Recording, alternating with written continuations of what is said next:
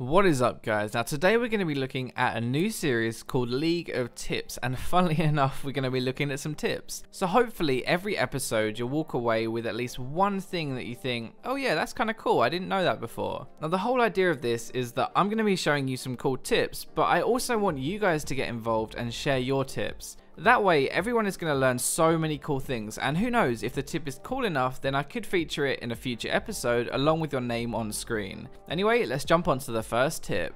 A lot of you might not know this, but I actually play a lot of Xerath, and one of the biggest problems with him is that I would run out of mana when I couldn't use my passive. So the situations you can't use your passive is really like when you're pushing to their tower, you've cleared the wave, there's just nothing to hit anymore, or when you're having to farm with your spells in a really difficult matchup. So in these situations you can't use your passive, right? And really you want to be using it every single time that it's up. So the trick that I found was walking back to my raptors or my chickens, warding over with my trinket, and altering to use the passive. Remember as well that the higher level you are, the more mana you're going to get back, so it actually becomes more useful, I guess, the later it goes into the game. And in these clips I'm pretty low level, so it might not seem like a lot, but it does actually add up. Now it is useful on other champions, especially someone like Vlad as well. It's really good on him when he gets his Hex Tech and a couple of stacks of his E, because if you can't reach the wave to use your Q and to heal yourself, then you just run back to the chickens, you ward over, you heal, and you run back into lane.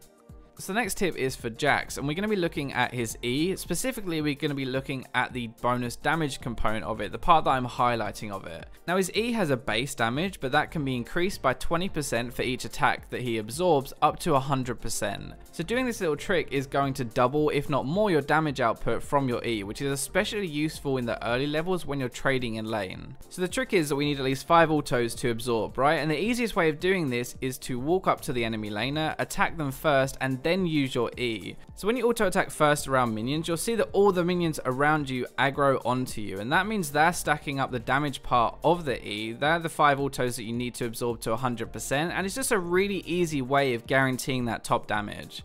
So the final tip is going to be for Hecarim, and by the way, Hecarim is actually still pretty decent top lane and in the jungle. He's just kind of fallen out of favor, but he's definitely still a viable champ. Now the tip is with his devastating charge, his E, the thing that makes him go faster, right? And he can actually use that to jump over most walls in the game. Now most of the time you'll use this to get around the jungle quicker, you'll use it on the Gromp, the Krugs and Buffs for example, to either get around, to chase people, or to escape people when you're going through the jungle. It's also really useful for fights around Dragon and Baron, because a lot of the walls around them are thin enough for you to jump over, so if you're ever fighting and someone dashes or flashes over a wall, then you can follow them with your charge instead of following them with your ultimate. So the way this trick works is very simple. You just have to have your devastating charge, your E, active, you have to have vision of the buff, and then you have to right click on them when you're close to the wall. Now you have to be a little bit careful, because if you right click away from the wall, then you're just going to auto pass around it. So you have to click next to the wall, then when you're there, right click on the buff over, and you can go over the wall. There are also two ways you can actually get vision. You can either just ward over, which is probably a little bit quicker, or you can use your W, which will get aggro, and then you'll get vision from that, and then you can jump over. So that's all for this first episode, and let me know what you think. I actually have a ton of tips that I want to give you guys, so hopefully you found this useful, but also let me know which of these tips you actually knew already and which you didn't know. It gives me a good idea of what I should be putting in these. Remember as well to comment with your tips. I really want to see you guys getting involved with this series, and I will be looking through the comments to try and spot some cool ones to test out, and if they do work out then I'll put them in the video and I'll also credit you. That's all for this time, so I'll catch you in the next video.